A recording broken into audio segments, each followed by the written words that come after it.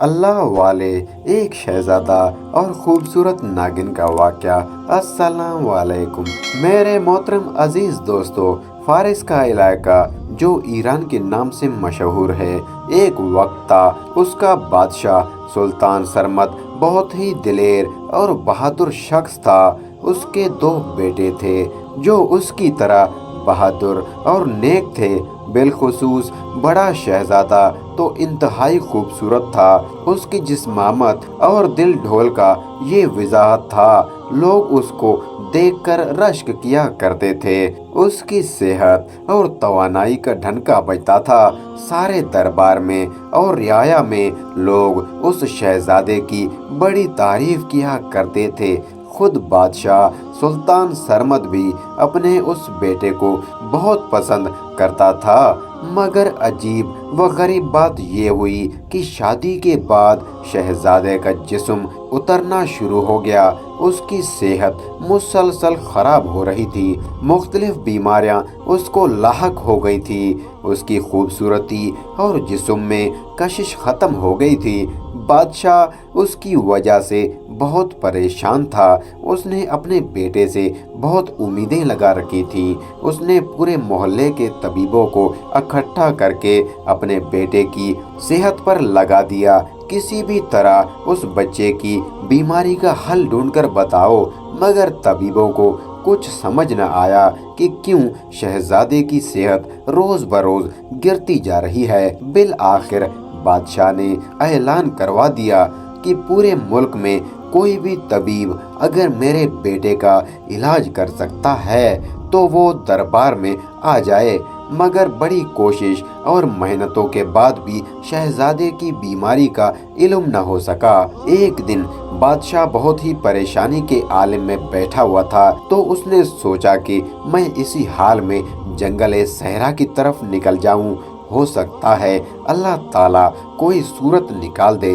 بس وہ بغیر کسی لاؤ لشکر کے اور بغیر کسی فوج کے اکیلا ہی نکل گیا۔ کافی دن تھکا مارا پھرتا رہا تھا۔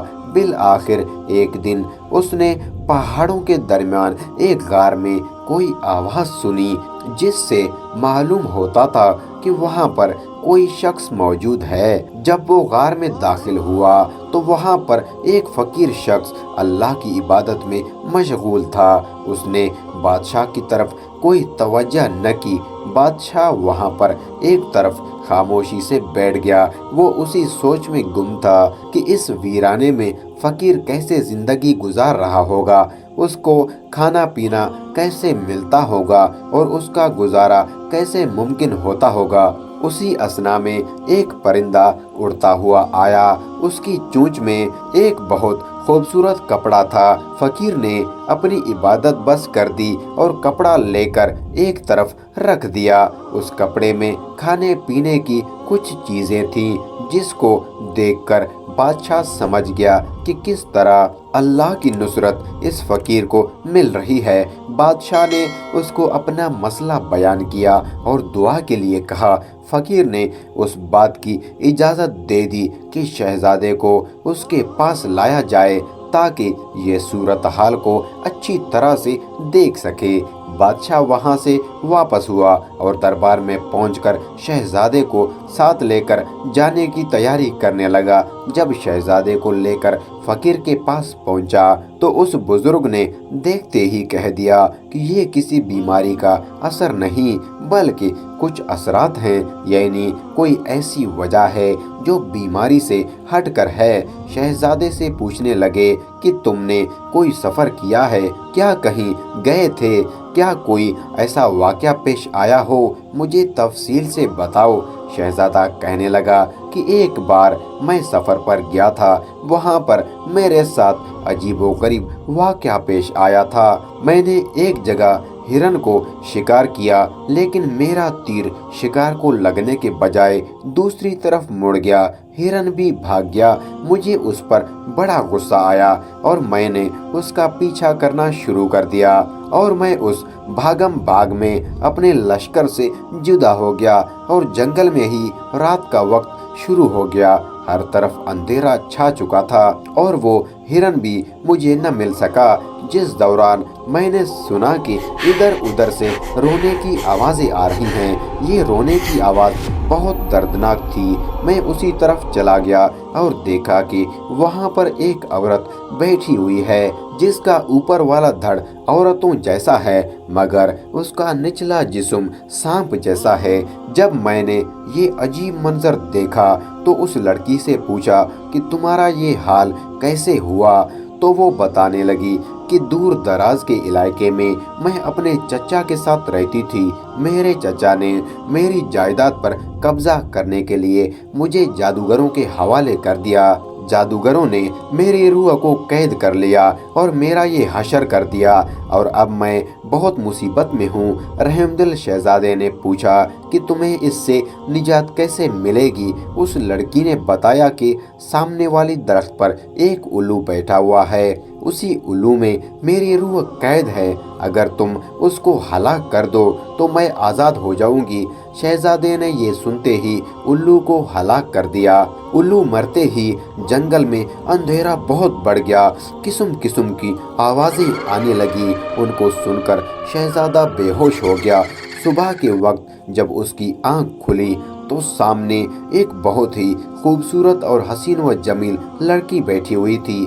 उस लड़की ने शुक्रिया अदा किया और कहा कि मैं तुम्हारी एहसानमंद हूँ, तुम मेरे साथ जो सुलूक करो मुझे मंजूर है। शहजादा उस लड़की को लेकर महल आ गया। वहाँ पर उस लड़की से शादी कर ली मगर शादी के बाद उसकी सेहत खराब होना शुरू हो गई। उधर फकीर ने इतना सुनकर इरशाद फरमाया, ऐ शहजादे, तुम्हारी बीमारी और सेहत के खराबी की असल वजह यही लगती है क्योंकि असल में वो एक नागिन थी मगर अपनी कुव्वत की वजह से इंसानी शक्ल इख्तियार करके तुम्हारे साथ आ गई और शादी करके तुम्हारे अंदर मुसलसल जहर मुंतकिल कर रही है ताकि तुम तड़प तड़प कर मर जाओ। शहजादे को उस बात पर बिल्कुल यकीन नहीं आ रहा था क्योंकि वो तो उसके इश्क में गिरफ्तार था और उससे सच्ची मोहब्बत करता था। उसने बुजुर्ग से पूछा, आखिर क्या वजह हो सकती है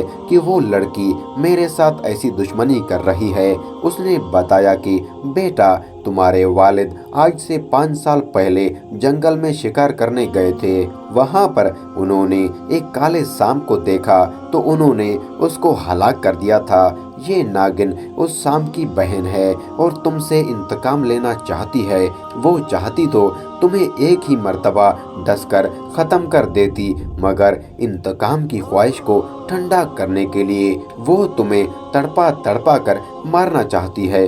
शहजादा ये सुनकर बहुत तहश में आ गया। उसको यकीन आ चुका था कि मेरी बर्बादी और सेहत की तबाही की वजह यही शैतान नागिन है। उसने गुस्से में तलवार निकाली और कहने लगा कि मैं अभी जाकर उस नागिन को कत्ल करता हूँ मगर बुजुर्ग फरमाने लगे कि अब तो बहुत देर हो चुकी है क्योंकि जैसे ही तुम मेरे पास आए थे वो नागिन महल से फरार हो गई थी क्योंकि उसको अंजाम नजर आ गया था। अब जब तुम जाओगे तो उसको वहां ना पाओगे। शहजादा परेशान हो गया कि अगर भाग गई है तो हो सकता है वो दोबारा मुझसे दुश्मनी निकालने के लिए मुझे साजिश के जाल में फंसा ले। उस सूरत हाल में मुझे क्या करना चाहिए? बुजुर्ग ने शहजादे को एक तावीज़ दिया कि अगर तुम इसे अपने पास रख लो तो आज के बाद कभी भी तुम्हारे पास नहीं आ सकेगी और किसी भी तरह तुम्हें नुकसान नहीं पहुंचा सकेगी। शहजादा उस अमल से बहुत खुश हुआ। तावीज़ हासिल करते ही उसको अपने जिस्म में तब्दीली महसूस होने लगी। थोड़ी देर बाद वो बड़ा ही निशान अपनी तबीयत में महसूस कर रहा था। उसने अपने पूरे लश्कर समेत बुजुर्ग के हाथ पर बैत की और उन बुजुर्गों का बहुत बड़ा एहतराम किया। जब वो वापस आया तो सारे दरबार वाले हैरान थे और उसको बता रहे थे कि आपकी बीवी काफ़ी दिन से गायब है और हम बावजूद कोशिश के उसको ढूंढ नहीं सके। शहजादा ये सुनकर मुस्कुराने लगा और फिर महल में खुशियाँ वापस आ गईं। शहजादे की सेहत भी बहाल हो गई। सुभान अल्लाह। تو میرے پیارے دوستو اگر آپ کو ویڈیو اچھی لگی ہے تو ویڈیو کو لائک اور شیئر کرنا نہ بھولیے گا، اور اگر آپ ہمارے چینل پر نئے ہیں تو چینل کو سبسکرائب کریں۔ شکریہ۔